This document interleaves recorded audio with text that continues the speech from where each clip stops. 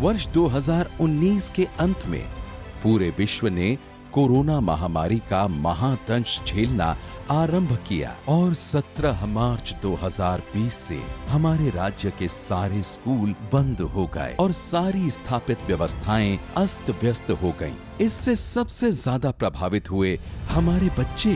पूरे देश की तरह हमारे राज्य में भी घरों में कैद बच्चों के शिक्षण का सवाल यक्ष प्रश्न बनकर आ खड़ा हुआ कि महामारी के दौर में घर में बच्चों की पढ़ाई को बाधित होने से कैसे रोका जाए। तब निकली राह और आरंभ हुई एक सार्थक पहल। बेशक बच्चे घरों में बंद थे, लेकिन तकनीक की दी हुई एक नायाब चीज प्रायः हर घर में मौजूद थी और वो चीज थी स्मार्ट मोबाइल फोन। सभी तो नहीं, परंतु अधिकांश बच्चों को इसकी उपयोग की जानकारी अवश्य थी। इस तथ्य को ध्यान में रखते हुए वर्ष 2020 में राज्य स्तर पर एक केंद्रीय व्हाट्सएप समूह का निर्माण किया गया और प्रत्येक जिले के हितधारकों जैसे CRP, BRP अभिभावकों और शिक्षकों को इससे जोड़ा गया। फिर उन्हें राज्य स्तर से डिजिटल शिक्षण सामग्री भेजी जाने लगी। समूह से जुड़े शिक्षकों के द्वारा उनमें से सामग्री का चयन कर अपने विद्यालय के बच्चों को भेजा जाने लगा।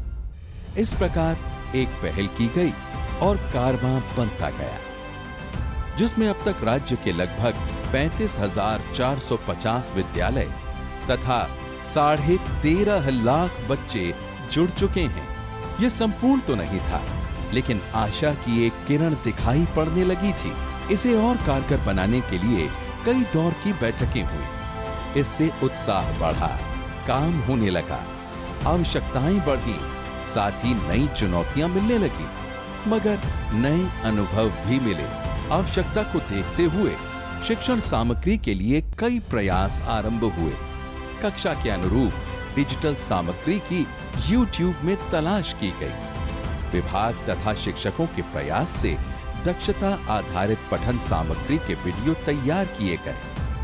डिजिटल सामग्री का साप्ताहिक कैलेंडर तैयार किया गया और पिछले अनुभवों के आधार पर निरंतर सुधार करते हुए वर्ष 2021 से प्रखंड एवं क्लस्टर स्तर के समूह बनाए गए। सामूहिक सामग्री प्रेषण को और व्यवस्थित करते हुए प्रखंड और क्लस्टर स्तर पर अलग अलग सामग्री भेजी जाने लगी। अब कक्षा स्तर पर व्हाट्सएप समूहों का निर्माण किया गया है। व्हाट्सएप ग्रुप बना, जिससे सभी बच्चे उस व्हाट्सएप ग्रुप में जुड़े और वहां कंटेंट भेजा जाता था। हम उन कंटेंट को ऑन करते थे और उससे शिक्षा ग्रहण करते थे। शिक्षक प्रतिदिन अपनी कक्षा के अनुरूप क्लस्टर के समूहों में प्राप्त अधिकतम सामग्री बच्चों को भेजते हैं। पढ़ाई चलती है और सप्ताह के अंत में क्विज का आयोजन किया जाता है। निरंतर इन सभी कार्यों का अनुश्रवण और अनुसमर्थन होता है। इन सारे प्रयासों में प्राप्त सफलता का सारा श्रेय जाता है उन सार्थक प्रयासों को, जिनके अंतर्गत अभिभावकों को अपने बच्चों को स्मार्टफोन उपलब्ध कराने हेतु जागरूक किया गया तथा शिक्षकों को डिजिटल माध्यमों का उपयोग करने हेतु प्रशिक्षित किया गया। एक ओर ऑनलाइन क्लासेस होने लगी तो दूसरी ओर वीडियो कॉन्फ्रेंसिंग तथा वेबिनार भी शुरू किए गए। इसके फलस्वरूप अब DG7 का द्वितीय चरण प्रभावी रूप से संचालित है। डिजिटल माध्यम के साथ ही साथ वैसे बच्चों के शिक्षण का प्रयास भी आरंभ किया गया जो मोबाइल फोन से जुड़ने में सक्षम नहीं है। इसके लिए दूरदर्शन में हमारा दूरदर्शन हमारा विद्यालय कार्यक्रम प्रसारित किया जा रहा है। स्कूलों के माध्यम से हमें ऑनलाइन पढ़ाना शुरू हुआ। हमें ऑनलाइन ग्रुप बनाया गया, हमें ऑनलाइन के द्वारा शिक्षा दी गई और DG7 कार्यक्रम आया। रेडियो के माध्यम से, दूरदर्शन के माध्यम से हमें पढ़ाया जाने लगा। 3 घंटे के इस कार्यक्रम को अलग अलग आयु वर्ग के बच्चों के हिसाब से कई खंडों में बांटकर पूरे सप्ताह के कार्यक्रम की समीक्षा करते हुए प्रसारित किया जाता है। इसी तरह रेडियो के माध्यम से भी हमारा रेडियो हमारी पाठशाला कार्यक्रम चलाया जा रहा है। कोविड-19 का प्रकोप कम होते ही ऑफलाइन क्लासेस शुरू हो गए हैं, साथ ही ऑनलाइन क्लासेस भी जारी हैं। चुनौतियों के बावजूद इन सार्थक प्रयासों से बच्चों की कक्षाएं चल रही हैं।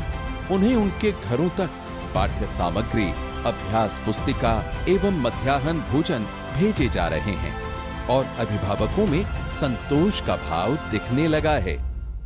धीरे धीरे छात्र और शिक्षक भी इनके जरिए सहज संबंध स्थापित कर रहे हैं और इस पहल को राष्ट्रीय स्तर पर सराहना भी मिल रही है।